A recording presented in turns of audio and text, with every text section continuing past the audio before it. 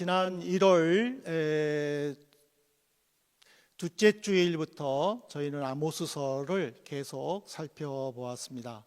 그 아모스의 각 장에 나타나는 하나님의 그 성품들을 우리가 쭉 살펴보았는데, 이 하나님의 성품을 우리가 살펴봐야 되는 이유는 하나님의 본질적인 그 성품이 하나님께서 택하신 구원받은 자녀들의 삶 속에서 나타나야 되기 때문입니다. 사람들에게는요, 감정과 기질이 있습니다. 그래서 만날 때에 제일 먼저 물어보는 것이 혈액형에 대해서, 그리고 MBTI에 대해서 이렇게 물어보죠. 왜 그러냐면 이거를 통하여 그 사람의 어떤 감정과 기질을 가지고 대하기 위함입니다.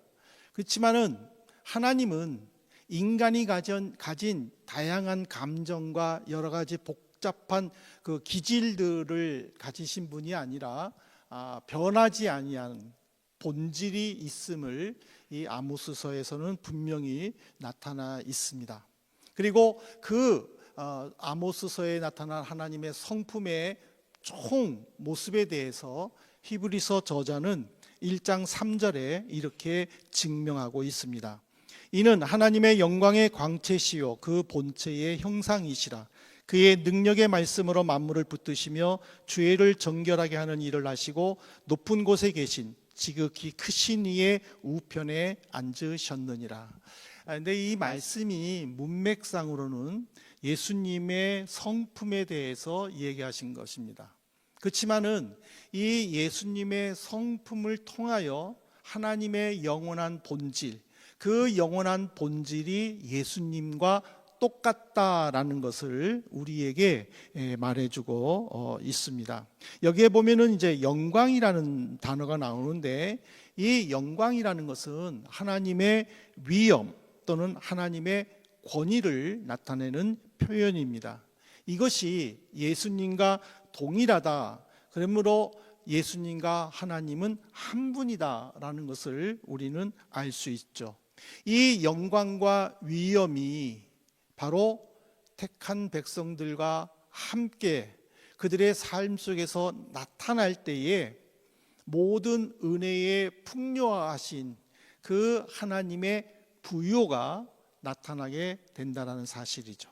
그러니까 하나님의 영광이 그리스도의 삶 속에 나타날 때에 그리스도인들의 그 삶은 바로 부요함의 결과를 얻는다라는 뜻이죠. 그래서 그 부요가 무엇이냐, 그리고 그 부요가 누구와 함께 하느냐에 따라서 이게 저주가 되기도 하고 복이 되기도 한다라는 사실입니다. 근데 안타깝게도 이 아모스서에 나오는 이 부요는 결국에는 인간의 부요함을 강조했기에 하나님의 심판을 받을 수밖에 없는 그 안타까움을 우리에게 보여주고 있습니다. 그래서 우리는 이 부요에 대해서 세상 사람들이 생각하는 그 기준을 한번 생각해 보면서 과연 그것이 맞을까 하고 우리는 스스로 자문자답을 해봐야 됩니다. 왜냐하면요, 세상은요, 부요하면은 제일 먼저 떠오르는 단어가 물질입니다. 그래서 돈이 많으면 부요하고 돈이 적으면 가난하다고 생각을 합니다. 근데 하나님은 이런 관점을 뒤바꾸셨습니다. 그럼 부요가 뭐냐? 하나님의 관점에서 우리가 부요를 볼 때에 아모스서 6장 8절에 이렇게 나와 있습니다. 만군의 하나님 여호와의 말씀이니라. 주 여호와가 당신을 두고 맹세하셨노라. 내가 야곱의 영광을 싫어하며 그 궁궐들을 미워함으로 이 성읍과 거기에 가득한 것을 원수에게 넘기리라. 히브리서 1장 3절에 하나님의 영광이 나왔습니다. 근데 아모스서 6장 8절에도 보면은 야곱의 영광을 싫어한다고 했습니다. 같은 단어인데 하나님의 영광일 때는 부요함으로 나타나고 야곱의 영광일 때는 하나님께서 싫어하신다라고 말씀하는 이유가 무엇일까? 이거는 그 말장난일까? 영광이라는 말을 두고 말장난 하나라고 우리는 생각을 할 수 있어요. 근데 여기서 보면은 우리는 세 가지를 단어를 우리는 깊이 살펴봐야 됩니다. 하나는 뭐냐면은 당신을 두고 맹세했다라는 말이에요. 그러니까 하나님 스스로가 맹세한 거예요. 이거는 하나님께서 택한 백성들을 향한 하나님의 주권 의지를 나타내는 거예요. 내가 너희들을 향하여 반드시 이렇게 하겠다. 그것이 축복이 될 수도 있고 심판이 될 수도 있다라는 것을 우리에게 분명히 가르쳐 주는 거죠. 근데 하나님은요, 내가 야곱의 영광을 싫어했다라고 했어요. 그러면은 도대체 여기서의 영광은 무슨 영광이냐라는 거예요. 바로 하나님께서 주신 그 부요함을 사람들은 마치 자기가 노력한 결과로 얻어낸 것으로 착각하고 교만했다라는 사실이에요. 그래서 내가 이만큼 해가지고 이렇게 얻었어 라고 스스로 교만함을 나타낼 때 하나님은 그 영광을 싫어한다라는 거예요. 그러면 그들이 자랑스럽게 여기는 영광이 뭡니까? 거기에 보면은 궁궐들을 미워했다라고 그랬어요. 그러면 이 궁궐이 뭐길래 하나님은 미워했을까 하셨을까? 이 궁궐은 그냥 왕이 살고 왕이 일하는 곳이 아니라 이 궁궐은 바로 사람이 얻는 풍요와 명예와 그리고 부귀 영화를 상징한다는 것을 가르쳐 줍니다. 그들은 자기들이 이룬 결과물에 대하여 대단한 자신감을 가졌어요. 그리고 그것을 영광으로 생각했어요. 그렇기 때문에 하나님은 그들이 영광으로 여기는 것을 이제는 이방 원수들에게, 이스라엘의 원수들, 즉 이스라엘 주변에 있는 아람과 암몬과 모압과 아수르와 이런 나라들에게 다 넘기겠다라고 분명히 밝혔어요. 결국 그들이 누리던 그 부요는 바로 하나님의 심판의 대상이었다라는 것을 우리에게 가르쳐 주죠. 근데 하나님께서 심판하시겠다고 했던 그 북이스라엘의 시대는 어떤 시대였습니까? 여로보암 2세가 다스리던 시대였어요. 국방력의 향상으로 인하여 국경이 확장됐어요. 국경이 확장됐다라는 것은 주변 나라들을 정복하고 그들로부터 조공을 받았다라는 뜻이에요. 그러면 북이스라엘은요, 경제적으로 호황을 누렸다라는 거예요. 그리고 정치적으로는 안정됐다라는 거예요. 솔로몬 시대 때에 은을 보기를 길가에 떨어진 돌멩이를 보듯이 보았다는 것처럼 여로보암 2세 시대의 북쪽 이스라엘도 경제적으로 호황을 누리던 그 시대였어요. 그런데도 불구하고 하나님은 그들을 징계하겠다라고 예언하고 심판하셨다는 것은 바로 그 시대가 영적으로 부유하지 못했다라는 것을 가르쳐줘요. 즉 사람들은 돈이 있으면 잘 산다, 돈이 없으면 가난하다라고 생각을 했지만 하나님은 돈이 있고 없고가 아니라 하나님이 그 속에 있느냐, 하나님이 중심에 있느냐 없느냐에 따라서 부유하냐 부유하지 않느냐라고 우리에게 가르쳐 주셨다는 사실이에요. 그래서 우리는 이 하나님이 우리에게 질문하신 너는 무엇으로 부유하니? 라는 질문에 우리는 앞에 제대로 서서 한번 세 가지의 주님이 주신 교훈을 마음으로 받아야 될 줄로 생각을 합니다. 첫 번째는 하나님이 미워하시는 영광을 우리는 조심해야 됩니다. 북이스라엘이 경제적으로 호황을 누렸다고 했지 않습니까? 정치적으로는 안정이 되었다고 했지 않습니까? 그럼에도 불구하고 그들이 멸망한 이유는 뭐예요? 하나님을 예배하면서 예배 가운데 임하는 하나님의 임재를 경험하지 못하면서도 회개하지 않았다라는 거예요. 그리고 그들은 부유함을 누리면서도 가난하고 연약한 자들을 압제하고 생명을 경시하는 죄를 서슴없이 범했다라는 거예요. 8장 6절을 이렇게 고발을 하고 있습니다. 은으로 힘없는 자를 사며 신 한 켤레로 가난한 자를 사며 찌꺼기 밀을 팔자 하도다. 찌꺼기 밀은요, 불순물이 섞인 상품이에요. 그거를 속여서 이득을 챙기는 부정한 경제 행위를 상징하는 거예요. 은으로 힘없는 사람을 산다. 돈을 빌렸을 때 갚지 못하면 그들을 인신매매하는 데에, 그들의 장기를 적출하는 데에 조금도 양심의 가책을 느끼지를 않았다라는 거예요. 결국에는 그들은 더 많은 재물을 얻기 위해 인권을 짓밟고 돈을 벌기 위해서라면은 눈속임이나 그리고 또 인신매매도 서슴지 않게 벌였다는 거예요. 그것을 그들은 지혜로 여기며 자랑했다라는 거예요. 그래서 5절에도 보면은요, 우리가 에바를 작게 하자, 세계를 크게 하자, 그리고 거짓 저울을 사용하자라고 하는 것도 돈이라면, 돈이 되는 것이라면 앞뒤 가리지 않고 달려드는 그들의 습성을 여기서 보여주고 있는 거예요.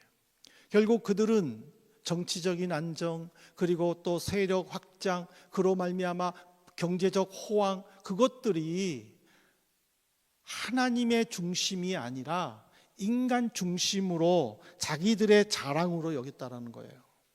오늘 우리가 이거를 교회적으로, 우리가 신앙적으로 한번 생각해 봐야 돼요. 우리는 교회가 부흥할 수 있어요.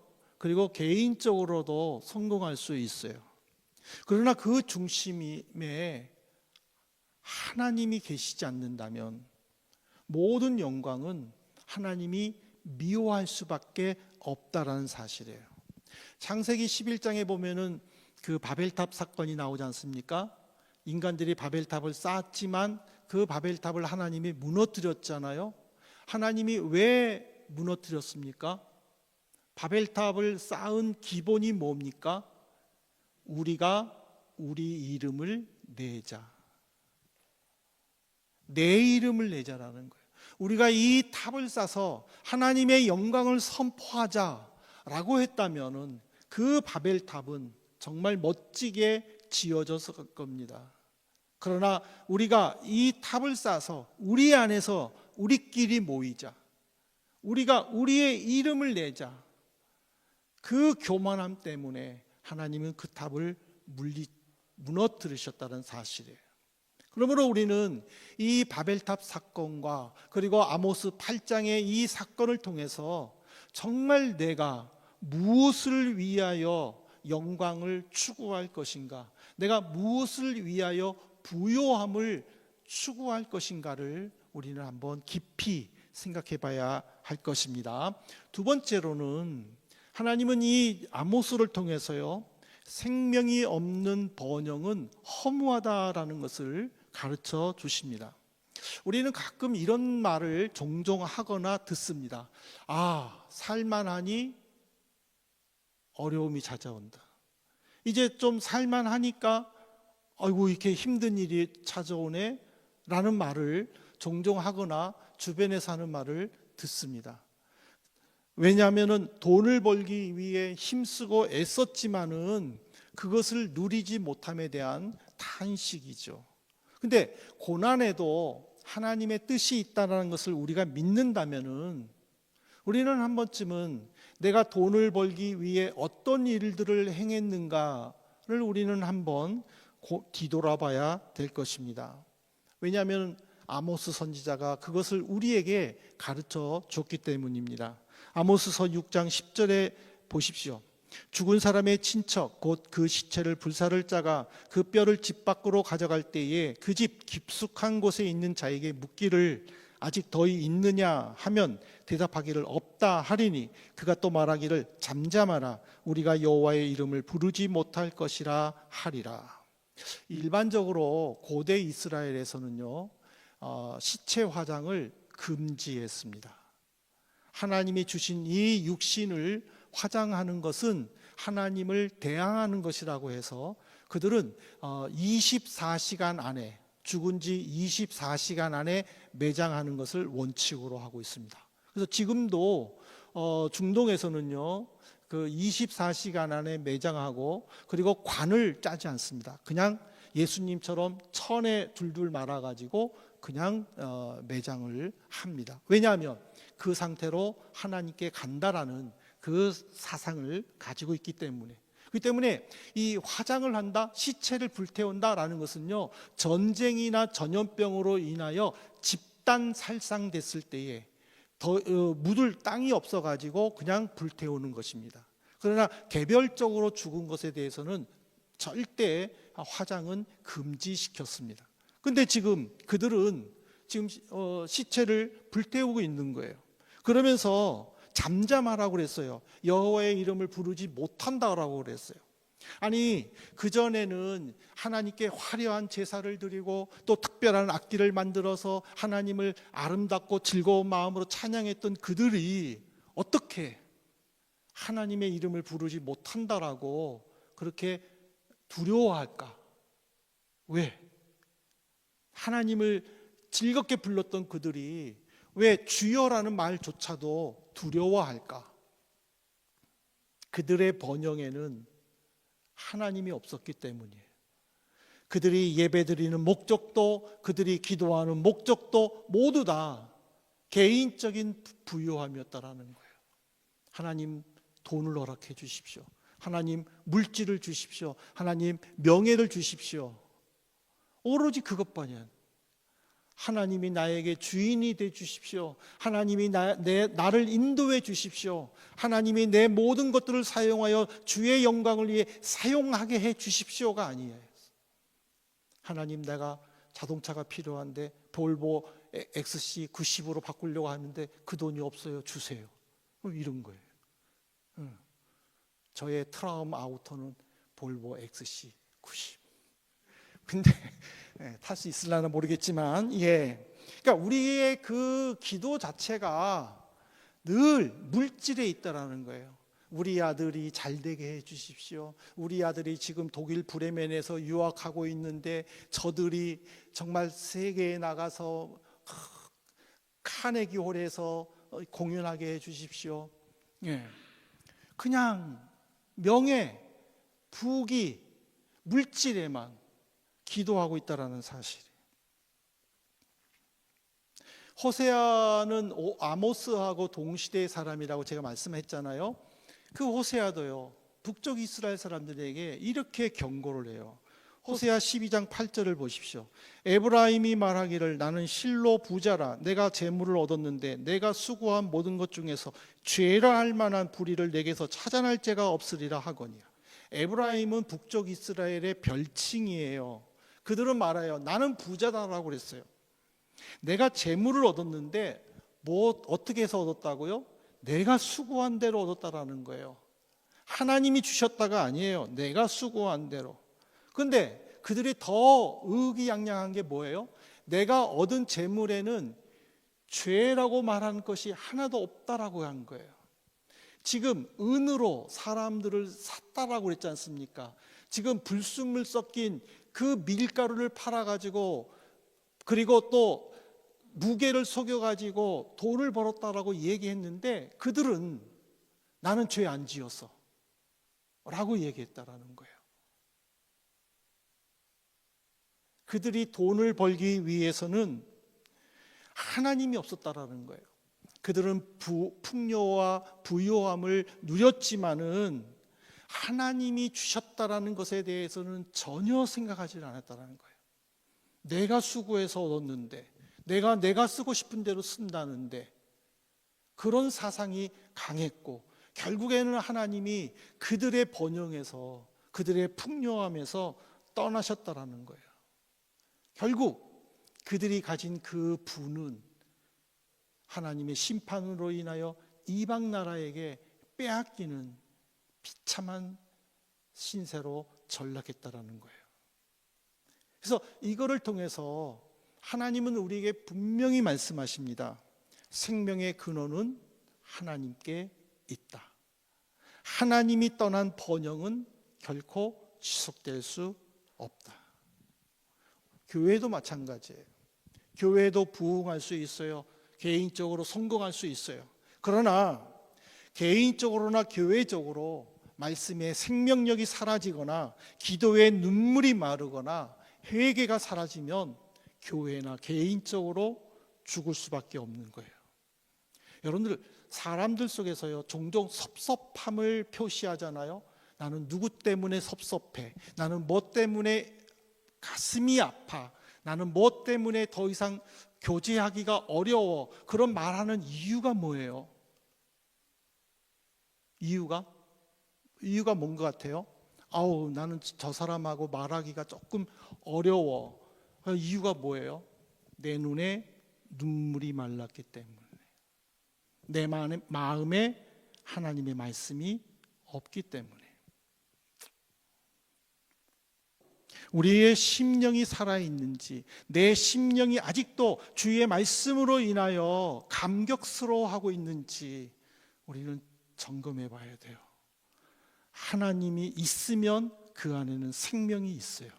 그러나 하나님이 내 안에 없으면 그 안에 내가 아무리 부자여도, 내가 아무리 부족한 것이 없어도 하나님이 떠난 생명이 없는 허무함만이 따라온다는 사실입니다. 마지막으로 우리는 이것을 한번 생각해 봐야 돼요. 무엇에 가치를 둘 것인가? 이 아모스를 통해서요, 우리에게 하나님이 도전해 주는 거는요, 진정한 부가 뭐냐라는 거예요. 참 부요가 무엇이냐라는 거예요. 근데 북쪽 이스라엘은요, 이 부의 가치가 바뀌었어요. 하나님께서는 분명히 하나님의 영광과 위엄이 있을 때에 부요하다라고 얘기했는데, 그들은 하나님의 영광과 위엄을 거부했어요. 목적을 달성하기 위해서라면요, 수단과 방법을 가리지 않았어요. 이것으로 인하여 내 영혼을 파는 한, 우리 그런 말 잘 하잖아요. 내 영혼을 팔고서라도 나는 반드시 성공하겠다고. 내 영혼이 어떤 영혼인데 그거를 팔아가지고 성공하려고 애를 쓰느냐 말이에요. 그래서 아모스 선지자도요, 이스라엘 사람들을 향하여 이렇게 하소연했어요. 6장 13절에요. 허무한 것을 기뻐하며 이르기를 우리는 우리의 힘으로 뿔들을 취하지 아니하였느냐. 허무한 것은 뭐예요? 가치도 없고 오래 존재하지도 못하는 인간적 추구예요. 뿔이 뭐예요? 힘, 권세예요. 내가 허무한 것에 투자하여 권력을 얻었지 않느냐, 돈을 얻었지 않느냐라고 이야기를 해요. 근데 여기서 중요한 단어가 있어요. 지난 주일날에 그 단어 쫓아가다가 설교를 36분 해가지고 제가 오늘은 말씀을 안 드리고 질문을 안 하고 그냥 말씀드리겠습니다. 이 단어에서 이 말씀에서 정말 중요한 거는요, 우리가 새겨야 될 것은요, 기쁨이에요. 여러분들, 지금 북쪽 이스라엘 사람들은 무엇을 위해 기뻐했어요? 허무한 것을 위해 기뻐했어요.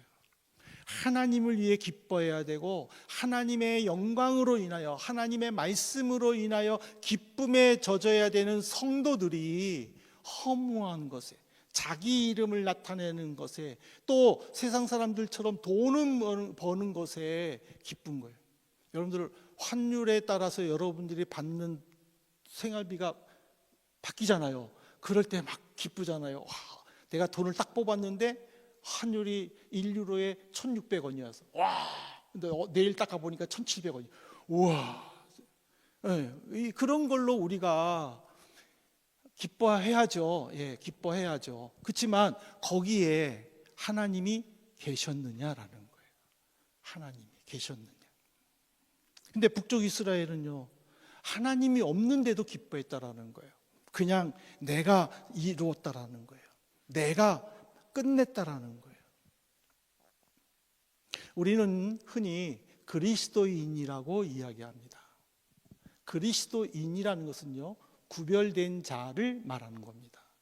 구별됐다라는 것은요, 세상과도 구별돼야 되지만 하나님 이외의 모든 것과 다 구별돼야 되는 것입니다. 우리가 세상에 살고 있지만 하나님 안에서 자유를 누릴 수 있어야 되는 것입니다. 그 자유가 오직 하나님에 의해서만 이루어져야 되는 것이에요. 그렇기 때문에 내 기쁨이라는 것은 나와 관련된 어떤 일로 인하여 기뻐하는 것도 좋지만, 그러나 내가 누군가와 함께 나누는 것으로도 기뻐해야 된다는 거예요. 내가 누군가를 도와줄 수 있는 것에 대해서 감사해야 된다는 거예요.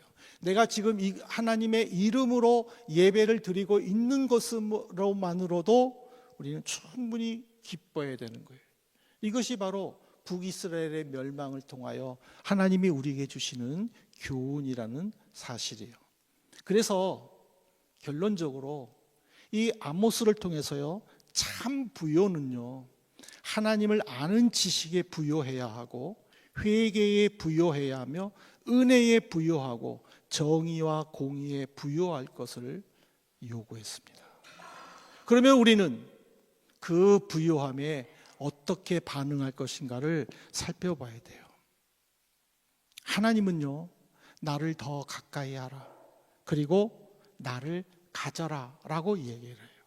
근데 세상은요, 돈을 더 가져라 얘기해요.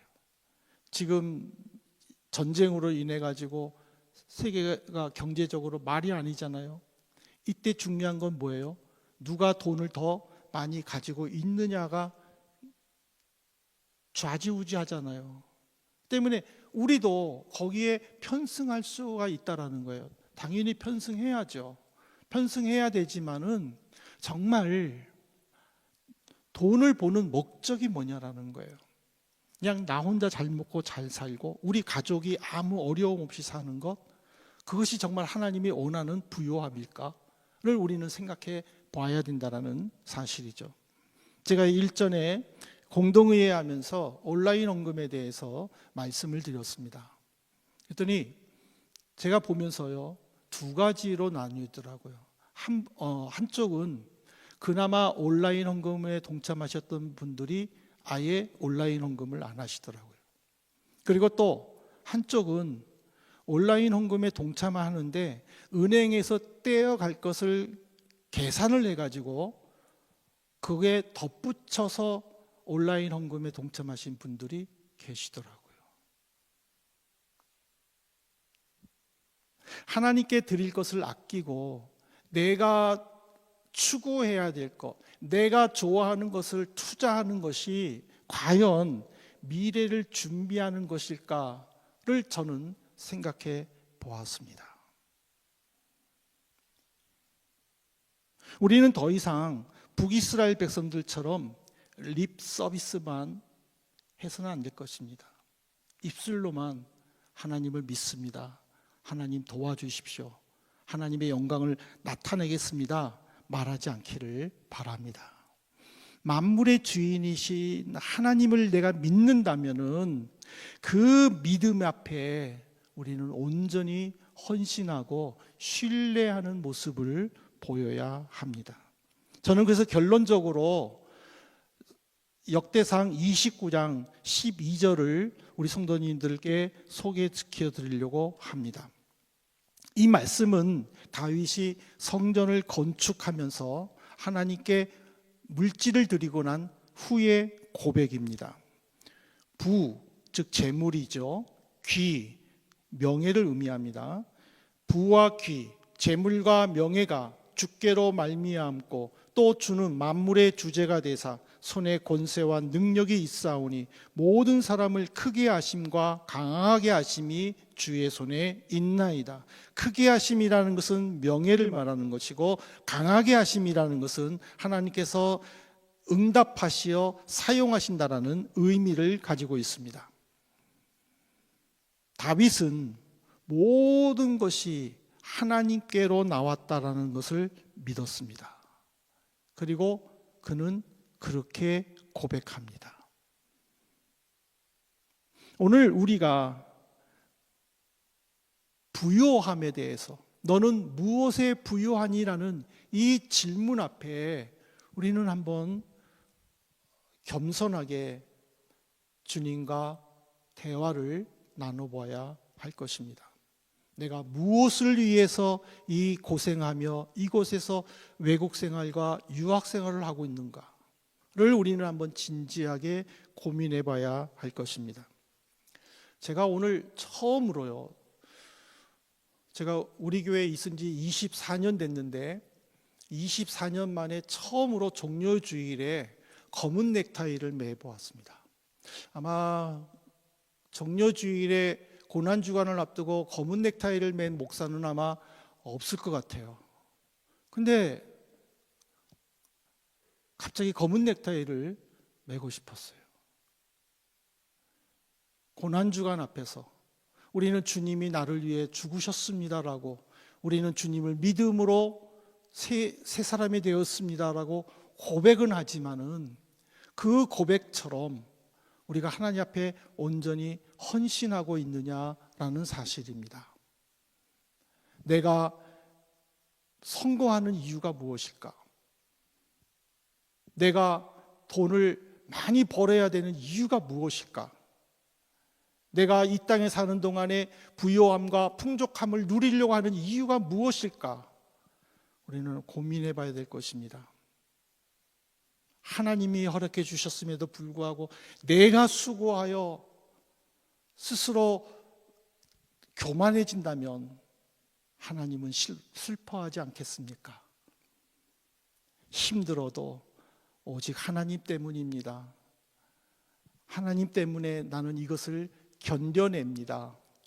하나님 나를 이끌어 주십시오 라고 고백할 때에 하나님은 그를 통하여 강하게 하시고, 그리고 또 하나님께서 크게 하실 줄로 믿습니다.